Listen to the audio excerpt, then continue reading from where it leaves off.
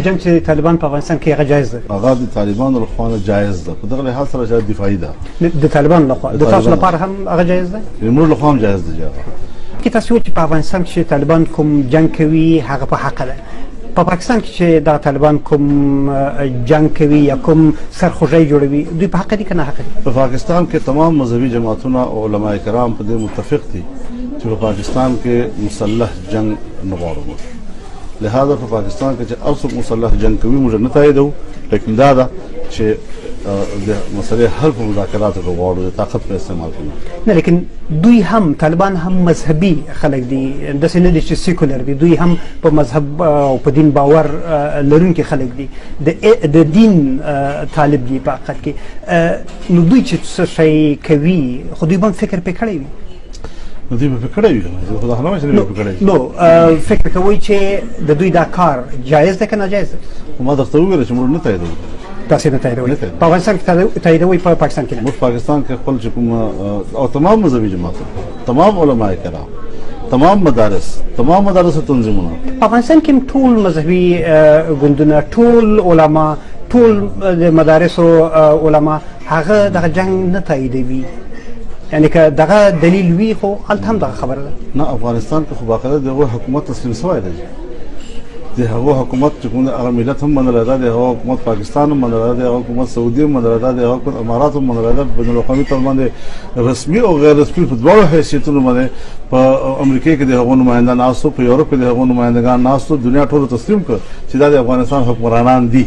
نو چې جایز حکومت وي او ته هغه ته جایز ووایې او بیا له هغې نه بعد کوم ورته وایي چې اوس ته نو بیا خو هغوی ته د دفاع خرڅه کولی. امریکا خو نه منل کړ، د طالبانو منظور خو یوازې سعودي او پاکستان او اماراتو منلي وو. دا موضوع نه ده جی، ما منلي وو که نه، بس خلاص خبره ده. ما په تاسو کار ده چې تا منلي دي که نه دي منلي، پاکستان منلي دي که نه دي منلي، بس خلاص شوه خبره. انسان حیران شي چې دا څه قیصه روانه ده. د انسان د وینه او د مسلمان د وینه دومره سپکه شوې ده. ځکه زمونږ دشمن ډېر خوشحاله دی. ولې زمونږ دشمن خوشحاله دی؟ موږ یو بل وژنو، موږ یو بل ختمو. که بعض پکې راپاسي د جهاد په نوم، نو هغه وی د ټولو نه اول جهاد د مسلمانانو ملکونو خلاف پکار دی. نو هغه به د مسلمانانو ملکونو خلاف او د مسلمانانو د بچیانو خلاف لګي او هغې ته به جهاد وي او کفر او کافران هغه به ترې پاروي. لکه څنګه چې د خوارجو یو نښه پیغمبر صلی الله علیه وسلم ذکر کړې ده، ویقتلون اهل الاسلام ویدعون اهل الاوثان.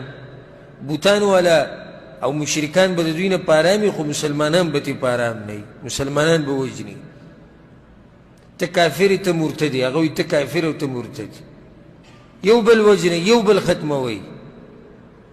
ځکه دا خبره واورئ چې ګورئ په اسلام کې په ناحقه قتل دا یو لویه ګناه ده.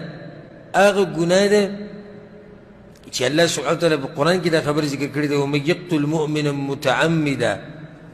چا چې یو مسلمان قصدن عمدنې مړ کو په ناحقه، فجزاؤه جهنم خالدا فيها، همیشه دپاره به په جهنم کې، وغضب الله علیه، او الله به دته به غصه کړي. څه وړه خبره نه ده. ګورئ حدیث کې دا راځي، وایي دغه مقتول دا کوم چې وجلی شوی دی د ده نه به دا وینه روانې او دغه به یې د سر نه نیولی د قاتل چا چې وجلی دی، او د الله خوا ته به بوځي د قیامت په ورځ، بیا به الله ته وایي یا ربي سل هذا لم قتلني، یا الله تپوس وکړه د ده نه چې د زه ولې وجلی یم.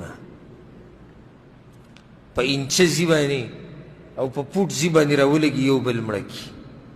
او دې ته غیرت وایي او دې ته پښتو وایي.